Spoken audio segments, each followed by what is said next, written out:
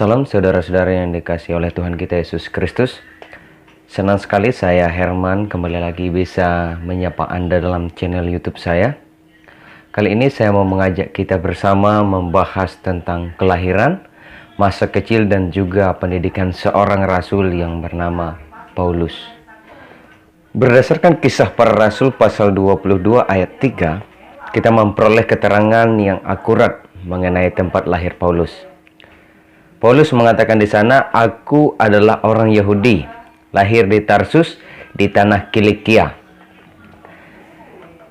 Kalau kita mau melihat kota Tarsus, maka Tarsus adalah kota yang ramai waktu itu, atau merupakan kota metropolitan dan menjadi kota tersibuk di dalam provinsi Kilikia, karena ia adalah ibu kota daripada provinsi itu sendiri. Nah, kota ini terletak di pojok timur laut, Laut Tengah. Kota besar ini memiliki keunikan tersendiri dan unggul dalam dunia pendidikan di zaman itu. Sekalipun kalau kita bandingkan, memang kota ini jauh lebih kalah dibandingkan kota Alexandria juga Athena, yang juga terkenal dengan pendidikannya. Nah, keunggulan kota ini dalam dunia pendidikan secara khusus di bidang filsafat dan juga kedokteran waktu itu. Nah, selain itu, kota ini juga memiliki dermaga kota yang menjadi pusat perkapalan atau pelabuhan yang ramai, yang bersifat internasional waktu itu. Nah, kalau kita mau melihat provinsi Kilikia sendiri, provinsi ini adalah sebuah provinsi yang berada di bawah naungan Kekaisaran Romawi waktu itu. Namun uniknya, sekalipun mereka ada di bawah kuasa Kekaisaran Romawi, kota yang menjadi ibu kotanya itu kota Tarsus, mereka dibebaskan dari pajak Roma. Ini menjadi kelebihan dan kebanggaan tersendiri bagi orang-orang yang tinggal di kota Tarsus. Nah, begitu terkenalnya kota ini, mereka terkenal dengan berbudaya dan juga sekolah-sekolahnya yang ternama, dan menyebabkan kota ini angkuh. Ya, oleh karena sebab mereka ini terkenal dalam dunia filsafat dan juga kedokteran, atau bahkan mereka dihargai sekali oleh kekaisaran, mereka menjadi sombong dan angkuh. Nah, hal ini dibuktikan dengan adanya mata uang mereka yang menyebutkan kota besar Tarsus, kota yang paling hebat, paling indah, paling baik. Sehingga memunculkan suatu kebanggaan tersendiri bagi orang-orang yang lahir di kota Tarsus. Paulus tidak hanya lahir di kota Tarsus, melainkan ia juga menghabiskan waktu kecilnya di kota ini. Sebagai seorang yang lahir dan bertumbuh dalam kota ini, Paulus memiliki kebanggaan tersendiri juga. Sama seperti anggota-anggota yang lain, ia juga tidak malu-malu menunjukkan bahwa dirinya adalah seorang Yahudi yang berasal dari kota terkenal ini, yaitu kota Tarsus. Nah, kita bisa lihat referensinya dari Kisah Para Rasul pasal 21 ayatnya yang ke-39. Namun yang lebih penting dari semuanya, Paulus sejak kecil telah memperoleh hak kewarganegaraan Roma, atau ia menjadi warga negara Rom, yang pada zaman itu sangat susah sekali didapatkan. Mungkin hanya bisa melalui jasa, atau bahkan diberikan sejak lahir, atau bahkan diperoleh melalui kerja keras dan pembelian begitu. Jadi sangat beruntung sekali Rasul Paulus lahir di kota yang terkenal, memiliki pelabuhan, dan juga ia telah memperoleh hak sebagai warga negara Rom atau Roma. Nah, sekarang kita akan melihat masa kecil yang dilewati dan dilalui oleh Rasul Paulus di kota Tarsus. Tinggal di kota metropolitan yang terkenal dalam dunia pendidikan dan filsafat, serta memiliki dermaga yang menjadi pusat perkapalan atau yang bersifat internasional, menjadi suatu kelebihan tersendiri bagi Paulus.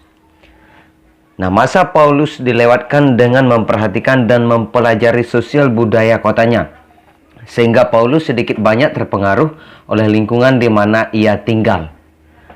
Artinya, Rasul Paulus sudah kerap kali melihat orang-orang dari luar, melihat kebudayaan, bahkan dunia pendidikan dan pengajaran filsafat waktu itu. Karena memang kota tempat ia lahir, yakni kota Tarsus, terkenal dengan pendidikan filsafat dan juga kedokterannya.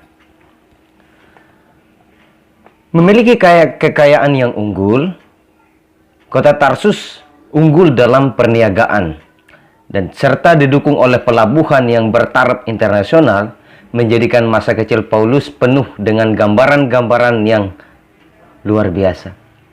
Di dalam masa kecilnya, ia sudah menggambarkan dunia yang luas, dunia yang besar, yang tidak hanya terbatas atau dibatasi oleh provinsi Kilikia atau bahkan kota Tarsus sendiri. Ia menjadi terbiasa dengan bahasa serta budaya yang menjemuk, serta menjadikannya seorang yang pandai bergaul. Nah, hal ini bisa kita lihat dalam 1 Korintus pasal 9 ayat 22. Pengalaman masa mudanya ini memaksa Paulus untuk memikirkan hal-hal yang besar, dan ditunjang oleh kelahirannya sebagai seorang Yahudi yang membuatnya harus memiliki keterampilan. Dalam hal ini, ia terampil atau mempunyai keahlian dalam membuat tenda, dan kota kelahirannya yaitu kota Tarsus merupakan tempat produksi bahan dalam membuat tenda. Ini bisa kita lihat dan kita temukan dalam Kisah Para Rasul pasal 18 ayat 3. Nah, sehingga pengetahuannya dalam membuat tenda pasti tidak terlepas dari pengaruh kota di mana ia lahir, di mana ia melewati masa kecilnya, yaitu kota Tarsus. Sebagai seorang anak yang lahir dari keturunan Yahudi, Paulus sejak kecil harus mempelajari Taurat. Dan kira-kira pada umur 12 tahun sampai 13 tahun, Paulus harus memiliki kemampuan dalam mempertanggungjawabkan pelajarannya tentang hukum. Dan ketika ia sudah mampu, maka ia akan disebut sebagai anak hukum Taurat. Nah, pada usia inilah seorang anak keturunan Yahudi bersikap dewasa serta bertanggung jawab atas dirinya sendiri dan mulai tampil di mimbar rumah ibadat atau sinagoge. Hal ini juga memberikan penjelasan yang mendalam atau tersembunyi mengenai keadaan di Tarsus. Bahwa sebagai seorang Yahudi, Paulus tidak akan mungkin mengikuti pendidikan di sekolah-sekolah Tarsus. Karena ia keras. Sifat Yahudinya keras. Ia tidak akan menerima orang-orang yang tidak mengenal Allah. Nah, tetapi kita tidak bisa melepaskan Paulus dari pengaruh kota Tarsus sendiri. Karena Paulus hidup, tinggal, dan melewati masa kecil di kota Tarsus, maka pendidikan filsafat, kedokteran, bahkan kebudayaan sosial di situ, di kota Tarsus, pasti sudah mempengaruhi pola pikir daripada Rasul Paulus kecil. Nah, sekarang kita akan melihat masa dewasa Paulus. Melalui keterangan pribadi dari Paulus dalam suatu pembelaannya kepada bangsanya Yahudi, dalam Kisah Para Rasul pasal 22 ayat 3, kita mengetahui bahwa sekalipun Paulus lahir dan menghabiskan masa kecil di Tarsus, Paulus tidak membanggakan tentang kebudayaan dan pendidikan kota itu. Ia justru menyebut dirinya seorang Ibrani. Nah, kita bisa melihat rujukan ini dalam Filipi pasal 3 ayat yang kelima. Paulus bukan saja lahir dari keturunan Ibrani asli, tetapi mengikuti pendidikan lanjutan atau sejenis universitas waktu itu. Ia mengikutinya di Yerusalem. Nah, kita bisa melihat referensinya dalam Kisah Para Rasul pasal 22 ayat 3. Nah, pada usia 12 tahun di bawah pendidikan dan pengajaran dari guru besar yakni bernama Gamaliel. Berdasarkan kesaksiannya sendiri, Paulus sangat maju dengan pesat dalam pendidikan itu. Nah, ini tetap kita memikirkan Paulus tidak terlepas dari pengaruh kota Tarsus yang begitu terkenal, yang begitu bersifat internasional sehingga mempengaruhi pola pikir Rasul Paulus.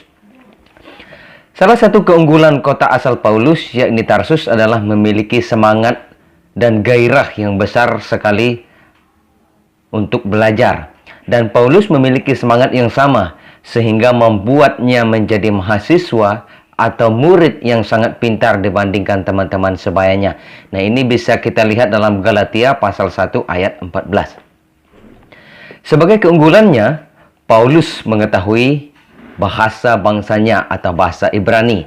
Lihat Kisah Para Rasul 22 ayat 2. Sangat mahir berbahasa Aram, bahasa yang biasa ia gunakan di dalam rumah bersama keluarganya.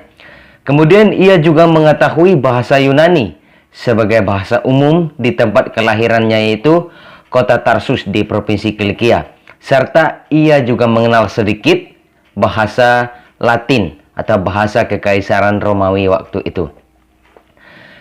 Selain memiliki pengetahuan yang lebih, Paulus juga merupakan keturunan orang Yahudi yang taat terhadap hukum serta merupakan bagian dari sekte keras Farisi yang membuatnya sanggup melakukan apa saja demi hukum Taurat.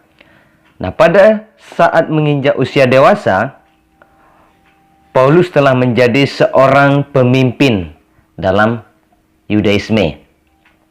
Ini bisa kita lihat dalam Kisah Para Rasul pasal 26 ayat 10.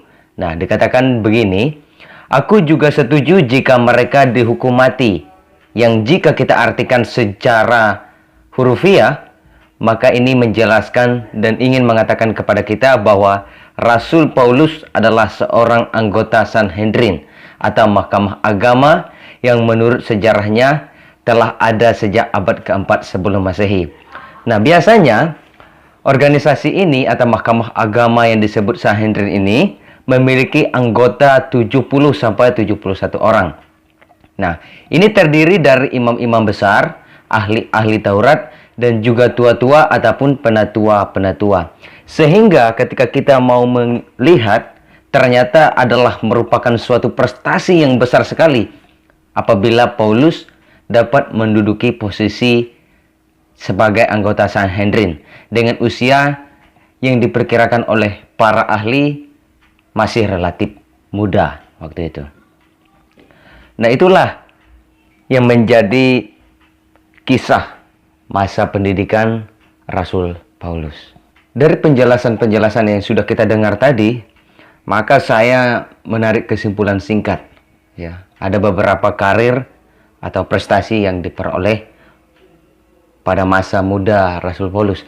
Sekalipun kalau kita mau menyusun kurikulum vitae-nya, pasti lebih banyak lagi prestasi yang sudah Rasul Paulus dapatkan waktu itu. Ada 4 hal, yakni yang pertama, ia adalah seorang anak yang berpengetahuan luas atau cerdas.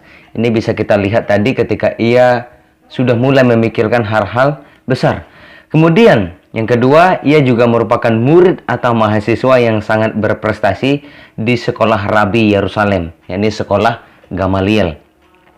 Yang ketiga, ia seorang Farisi yang saleh dan tidak bercacat. Itu dijelaskan dan diterangkan oleh Rasul Paulus sendiri. Dan keempat, kemungkinan Paulus juga termasuk anggota daripada Mahkamah Agama atau yang disebut Sanhedrin.